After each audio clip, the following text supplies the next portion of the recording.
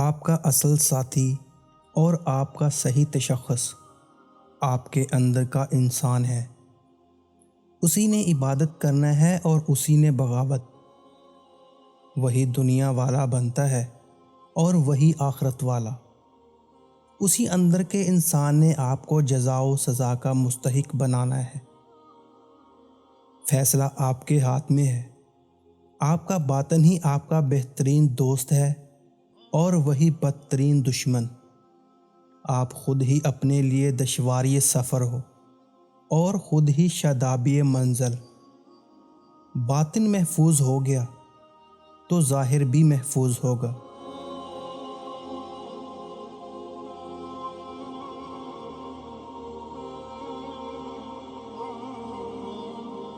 ایمان ہمارے خیال کی اصلاح کرتا ہے، شکوک و شبہات کی نفی کرتا ہے، وسوسوں کو دل سے نکالتا ہے۔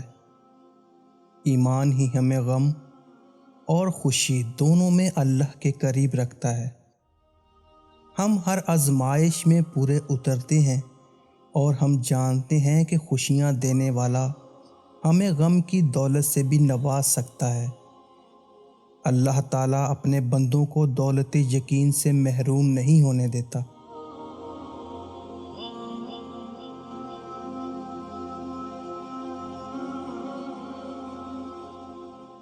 اسلام میں داخل ہونے کے بعد اگر کوئی یہ دعویٰ کرے کہ وہ دوسرے مسلمانوں پر فوقیت رکھتا ہے تو اسے غلط سمجھیں۔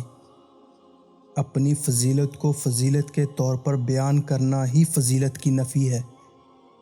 انسان کی کم ظرفی ہے، جہالت ہے۔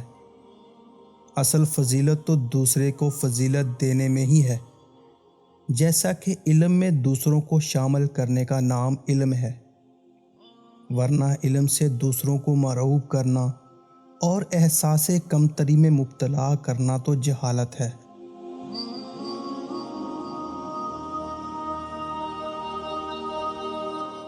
کسی انسان کے کم ظرف ہونے کے لیے اتنا ہی کافی ہے کہ وہ اپنی زبان سے اپنی تعریف کرنے پر مجبور ہو۔ دوسروں سے اپنی تعریف سننا مستحسن نہیں اور اپنی زبان سے اپنی تعریف عذاب ہے۔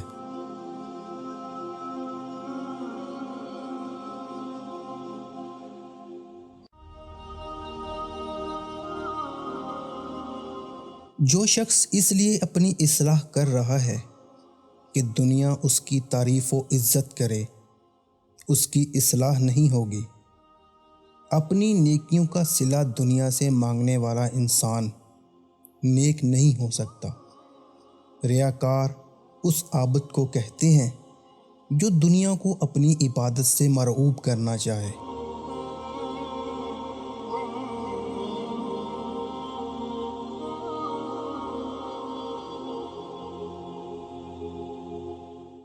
اگر زندگی بچانے کی قیمت پوری زندگی بھی مانگی جائے تو انکار نہ کرنا۔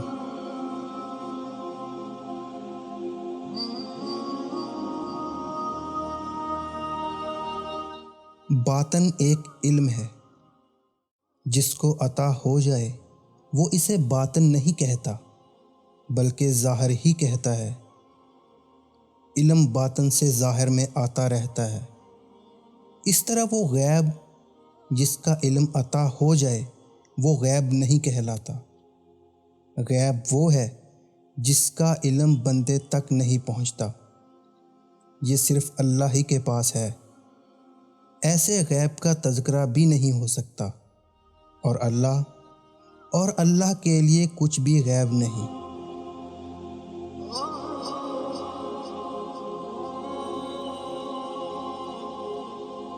زندگی اور عقیدے میں فاصلہ رکھنے والا انسان منافق ہوتا ہے۔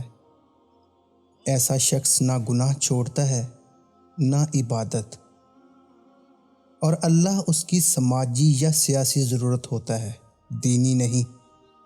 ایسے آدمی کے لیے مایوسی اور قرب مسلسل کا عذاب ہے۔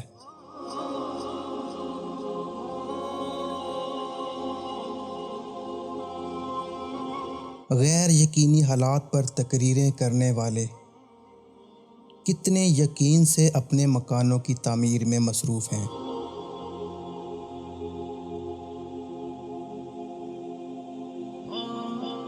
ہم صرف زبان سے اللہ اللہ کہتے رہتے ہیں۔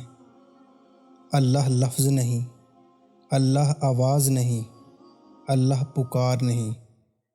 اللہ تو ذات ہے مقدس و ماورا، اس ذات سے دل کا تعلق ہے، زبان کا نہیں۔ دل اللہ سے متعلق ہو جائے تو ہمارا سارا وجود دین کے سانچے میں ڈھل جانا لازمی ہے۔